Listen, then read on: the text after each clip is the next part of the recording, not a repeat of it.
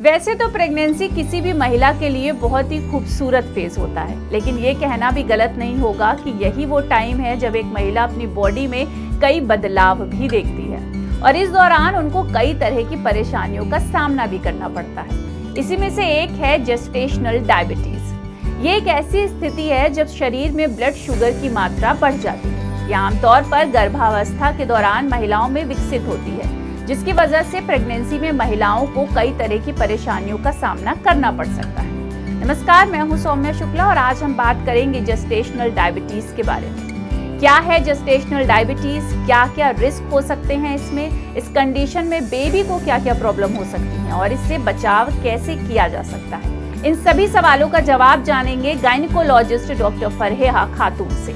आप भी सुनिए। प्रेगनेंसी में अगर ब्लड शुगर्स बढ़ रहे हैं तो हम इसको जेस्टेशनल डायबिटीज़ मेलाइटस कहते हैं। ऐसा क्यों होता है? क्योंकि प्रेगनेंसी के कुछ हार्मोन्स हैं जो इंसुलिन के एक्शन को अपोज करते हैं, जिसकी वजह से बॉडी के ब्लड शुगर्स नॉर्मल नहीं रह पाते हैं। ये सेकेंड और थर्ड ट्राइमेस्टर में नॉर्मली डिटेक्ट होता है और ऐसा देखा गया है कि प्रेगनेंसी ख़त्म होने पे या बेबी की डिलीवरी के बाद ये नॉर्मल हो जाता है। अब जेस्टेशनल डायबिटीज़ मेलाइटस के रिस्क फैक्टर्स क्या क्या हो सकते हैं? अगर प्रेगनेंसी के टाइम पे या कंसेप्शन के टाइम पे आपका वेट ज़्यादा है, आप ओवरवेट हैं। दूसरा, अगर आपको कोई फैमिली हिस्ट्री है, मदर फादर को शुगर्स हैं, या आपका प्रीवियस प्रेगनेंसी में आपको जेस्टेशनल डायबिटीज़ मेलाइटस हुआ है, या आपकी एज ज़्यादा है 35 ईयर्स से। कुछ एथनिक बैकग्राउंड्स होते हैं जिसमें देखा गया है कि उसमें risk of gestational diabetes mellitus ज़्यादा होता है, जैसे कि साउथ एशियन ओरिजिन के, अफ्रीकन अमेरिकन ओरिजिन के। जीडीएम या जेस्टेशनल डायबिटीज़ मेलाइटस से आपके बेबी को क्या प्रॉब्लम्स हो सकती हैं? पहला, बेबी का वेट बहुत ज़्यादा हो सकता है, जिसे हम मैक्रोसोमिया कहते हैं। इसकी वजह से हमें नॉर्मल डिलीवरी में काफ़ी चैलेंजेस होते हैं और सिजेरियन सेक्शन के रेट्स भी बढ़ जाते हैं। दूसरा, the risk of preterm delivery भी जो है वो ज़्यादा हो जाती है अगर आपको जेस्टेशनल डायबिटीज़ मेलाइटस है। फिर बेबी का डिलीवरी के टाइम पे ब्लड शुगर लेवल लो होते रहते हैं। चौथा, मदर को और बेबी को भी ये रिस्क रहता है कि उनको कभी भी फ्यूचर में डायबिटीज़ मेलाइटस हो सकता है। अब हम जीडीएम को मैनेज कैसे करते हैं प्रेगनेंसी में? सबसे इम्पॉर्टेंट चीज़ है कि आपको अपनी लाइफस्टाइल में एक हेल्दी डाइट इनकॉर्पोरेट करनी है।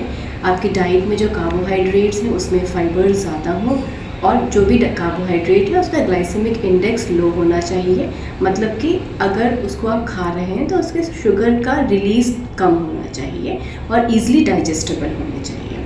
फिर जो आप फ़ैट ले रहे हैं उसमें सैचुरेटेड फ़ैट की मात्रा काफ़ी कम हो, पॉली अनसैचुरेटेड फ़ैट ज़्यादा लेना है। प्रोटीन का भी इंटेक एडिक्वेट अमाउंट में करना है आपकी डाइट में। दूसरी इंपॉर्टेंट चीज़ है कि आपकी जो लाइफस्टाइल है वो बहुत सेडेंटरी ना रहे। आपको अपनी लाइफस्टाइल को एक्टिव रखना है। बेटर होगा कि आप कुछ एक्सरसाइजेस करें, जैसे कि वॉकिंग, स्विमिंग, अपने ऑब्स्टेट्रिशियन के कंसल्टेशन के साथ, और या फिर आप योगा भी कर सकते हैं।